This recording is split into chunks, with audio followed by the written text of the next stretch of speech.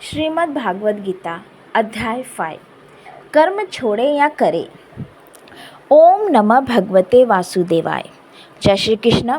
मेरे सभी आत्मीय भक्तों, धर्म प्रेमियों और भगवत गीता के अमर ज्ञान के जिज्ञासु श्रोताओं का मैं हृदय की अतल गहराइयों से स्वागत करती हूँ।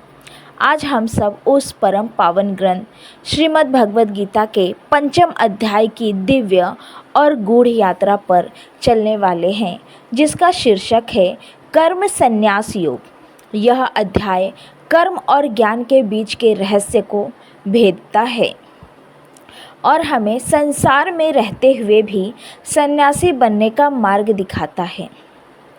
आप अपनी आंखें बंद करें, एक गहरी सांस लें और स्वयं को उस धर्म क्षेत्र कुरुक्षेत्र की उस शांत और पवित्र भूमि में ले जाएं, जहां धर्म और कर्तव्य का महासंग्राम अपने आरंभ में ठहरा हुआ है। अपने गुरु, अपने सारथी स्वयं योगेश्वर श्री कृष्ण को अपने सामने देखें। उनके मुखमंडल पर एक अलौकिक शांत मुस्कान है। वे केवल एक सारथी नहीं हैं, वे अनंत ब्रह्मांड के ईश्वर हैं, जो प्रेमवश अपने भक्त के संशय को दूर करने के लिए अवतरित हुए हैं। यह वह क्षण है जब शिष्य अर्जुन अपने हृदय की गहराई में उतरकर अपने सबसे बड़े दर्द को प्रभु के सामने रखता है। पिछले 4 अध्यायों का अमृत पान करने के बाद अर्जुन अभी भी एक चौराहे पर खड़ा है। एक ओर है कर्म का मार्ग और दूसरी ओर है कर्मों को पूरी तरह से त्याग देने का संन्यास मार्ग। अर्जुन की आंखों में अभी भी मोह का बादल है, परंतु उस मोह में ज्ञान की एक छोटी सी लौ जल उठी है। वह हाथ जोड़कर अत्यंत दीनता और समर्पण के भाव से अपने प्रभु से पूछता है। उसके स्वर में केवल जिज्ञासा नहीं, बल्कि मोक्ष की सच्ची अभिलाषा थी। अर्जुन उवाच संन्यास कर्मणा कृष्ण पुनर्योग संससि यच्छे एतोरेक तम्हे ब्रूहि सुनिश्चितम। हे कृष्ण, आप एक ओर तो कर्मों के संन्यास की प्रशंसा करते हैं और दूसरी ओर कर्म योग की महिमा गाते हैं। इन दोनों में से जो एक मेरे लिए निश्चित रूप से और विशेष रूप से कल्याणकारी हो, वो मुझे भली भांति निश्चित करके बताइए। मेरे प्यारे श्रोताओं, यह केवल अर्जुन का प्रश्न नहीं था, यह उस मानव आत्मा का शाश्वत प्रश्न है जो संसार के जाल में फंसी है। हम भी सोचते हैं, क्या हमें सब कुछ छोड़ छाड़ कर बैरागी बन जाना चाहिए, या अपने कर्तव्यों को निभाते हुए ही मुक्ति संभव है? क्या ज्ञान मार्ग श्रेष्ठ है या कर्म मार्ग? और तब समस्त संशयों के निवारण हेतु शांत, गंभीर और अत्यंत प्रेमपूर्ण वाणी में भगवान श्री कृष्ण का वह अमृतमय उत्तर प्रकट होता है।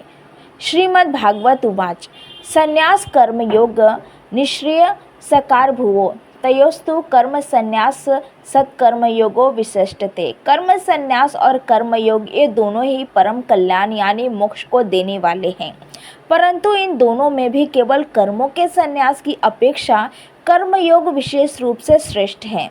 देखिए, प्रभु के कितनी स्पष्टता से दोनों मार्गों को कल्याणकारी बताया, पर कर्म योग को श्रेष्ठ घोषित किया। क्यों?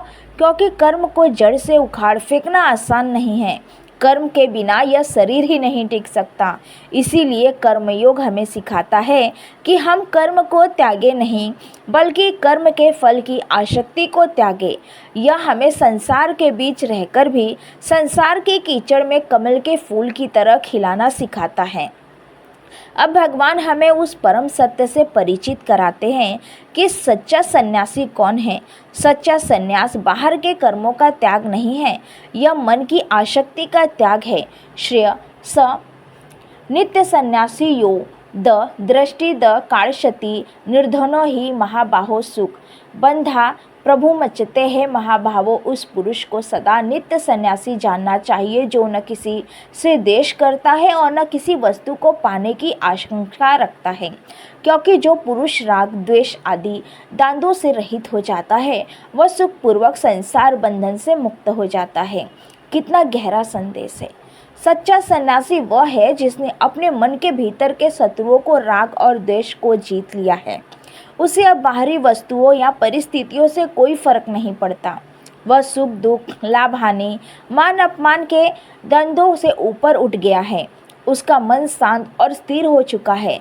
ऐसे व्यक्ति के लिए चाहे वह घर में गृहस्थ हो या जंगल में तत्वदर्शी योगों को स्थिति बताते हैं।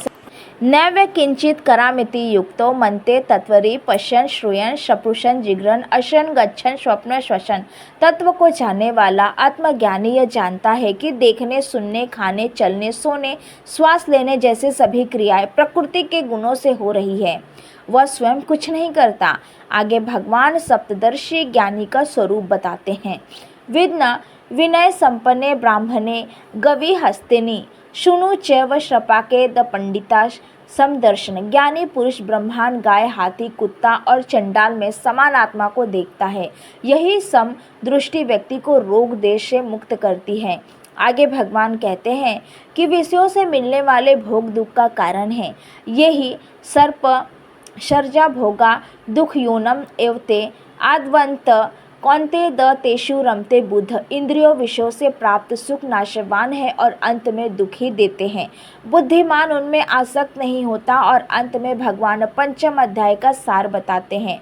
भोक्तार यज्ञत पसा सर्वलोक महेश्वरम सुहृद सर्वभूताना ज्ञात्वा या शांति मूर्छित।